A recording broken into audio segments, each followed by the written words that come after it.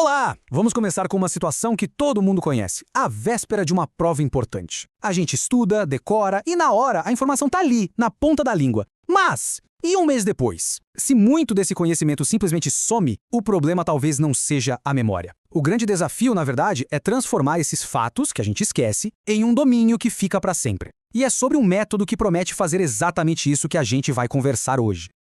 Então, vamos direto ao ponto. Por que essa diferença entre saber para passar na prova e saber fazer de verdade é tão comum? A questão que a gente precisa se fazer é: e se a culpa não for de quem estuda, mas sim de um método que nos ensina a colecionar respostas prontas em vez de construir um entendimento de verdade? É exatamente essa a ideia que a gente vai explorar.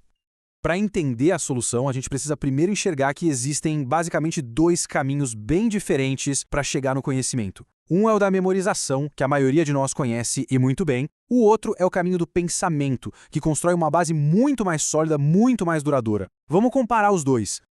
E aqui está a diferença fundamental. A abordagem empírica, que é a mais comum nas salas de aula, faz a gente colecionar exemplos. Uma maçã cai, uma pena cai, uma bola cai. É o caminho do o quê. Já a abordagem teórica ou desenvolvimental nos força a perguntar: qual é a regra, a única regra por trás de tudo isso? É aí que a gente chega na lei da gravidade, ou seja, no porquê. É a diferença entre colecionar fatos e de fato entender o sistema.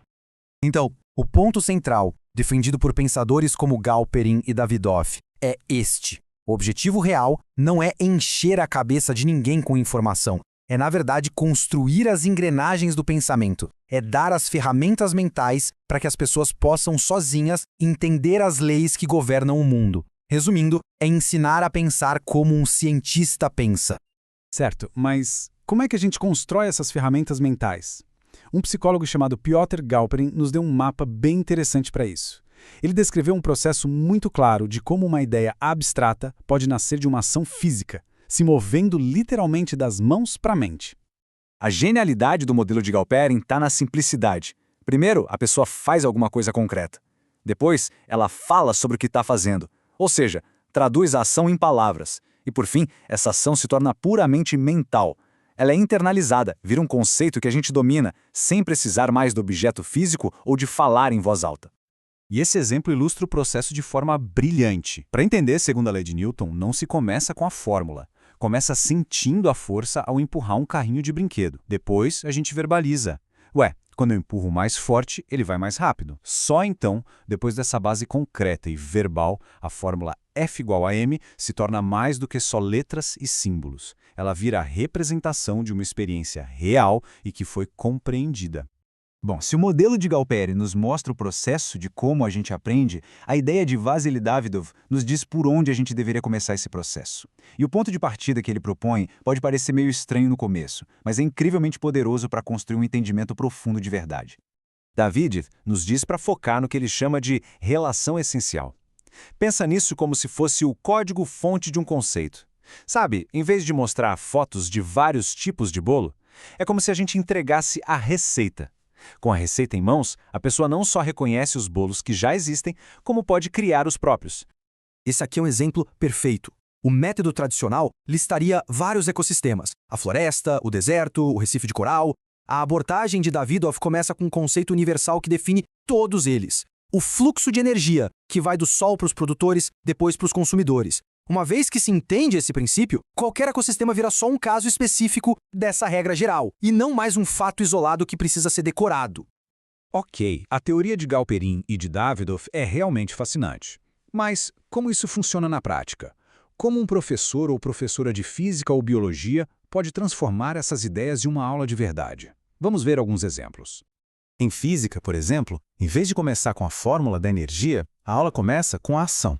Os estudantes podem construir uma pequena rampa para uma bola de gude e observar como a altura, que é a energia potencial, se converte em velocidade, a energia cinética. Eles sentem um conceito, discutem sobre ele, e só depois a matemática entra para formalizar aquela intuição que eles já construíram. E a mesma lógica funciona perfeitamente em biologia. Para ensinar genética, por exemplo, esquece a memorização de alelo e gene logo no primeiro dia. Em vez disso, os alunos podem usar modelos, com peças de cores diferentes, para simular cruzamentos e tentar prever as características. Eles descobrem as regras da hereditariedade através da ação e da discussão. Os termos técnicos vêm depois, só para dar nome a algo que eles já entenderam na prática. Para os educadores que estão acompanhando, a grande pergunta é: tá, mas por onde eu começo? Felizmente, essa abordagem nos dá algumas diretrizes bem práticas. Então, para começar, a mudança principal está no planejamento. O objetivo deixa de ser cobrir o capítulo 5 do livro e passa a ser construir o conceito de fotossíntese. Isso muda completamente o papel de quem ensina. De um transmissor de fatos, a pessoa passa a ser uma arquiteta de experiências, um guia que projeta essa jornada do concreto até o abstrato e que usa o debate em sala de aula não como algo extra, mas como a principal ferramenta para solidificar o entendimento. No fim das contas, o que a gente está discutindo aqui é uma mudança fundamental na filosofia da educação. É uma mudança de foco do produto final, a resposta certa na prova, para o processo de pensamento que leva até essa resposta. Essa frase resume tudo: autonomia epistemológica. É um termo chique para uma ideia simples e muito poderosa: a capacidade de aprender a aprender. O sucesso não é mais quando o estudante repete o que o professor disse. O sucesso é quando esse estudante encontra um fenômeno novo, algo que nunca viu antes, e consegue usar os conceitos que aprendeu para construir, por conta própria, uma explicação lógica. Isso é autonomia de verdade. E essa é a ideia que fica. A educação tradicional muitas vezes entrega o castelo de blocos já montado, as respostas prontas. Essa abordagem, pelo contrário, entrega as ferramentas. É o famoso ensinar a pescar em vez de dar o peixe. É um investimento que não se mede na nota de uma prova, mas sim na capacidade de resolver problemas para o resto da vida. E fica aqui esta reflexão final. Imagina só, uma geração de estudantes que não apenas memoriza a tabela periódica, mas entende os princípios que a organizam, que não só decora fórmulas, mas compreende de verdade as relações que elas descrevem. O que essa geração seria capaz de criar, de resolver, de descobrir? A resposta para essa pergunta pode muito bem definir o nosso futuro. Obrigado pela companhia